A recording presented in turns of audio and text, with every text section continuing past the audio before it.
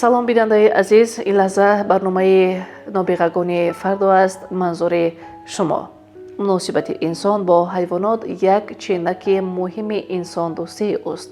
омӯзонидани кӯдак ба меҳрубонӣ нисбати ҳайвонот дар дили ӯ меҳрубонӣ ва шафқати умумиро парвариш медиҳад.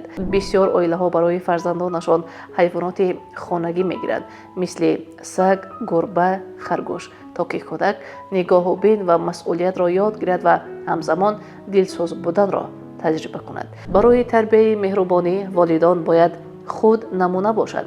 агар кӯдак бинад ки падар ба саги кӯчагӣ як пора нон медиҳад ё модар гурбачаи захмиро ба хона оварда табобат мекунад, ин саҳнаҳо дар хотири ӯ нақш мебандад. ҳатман ба фарзанд фаҳмонед ки ҳайвонот низ дард мекашанд, гурусна мешаванд ва меҳрубониро эҳсос мекунанд.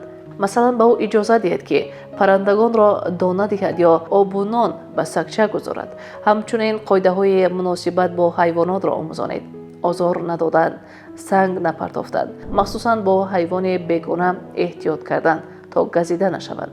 агар шароит бошад, як ҳайвони хурд монанди моҳӣ дар аквариум, парранда ё гурба гирифта, қисман нигоҳубини ӯро ба уҳдаи кӯдак диҳед. масалан ҳар рӯз ғизо додан ё об иваз кардан. ин ба ӯ масъулият ва дилсӯзиро меомӯзад. бо ин роҳ кӯдак мефаҳмад ки инсони хуб на танҳо ба одамон, балки ба тамоми мавҷудоти зинда ғамхорӣ мекунад. оё шумо волидон ва устодони азиз ин таҷрибаҳоро анҷом додаед? лутфан назари худро ба мо ирсол намоед. шарики барномаи мо ширкати Линдавид мебошад. Линдавид барои тамоми оила.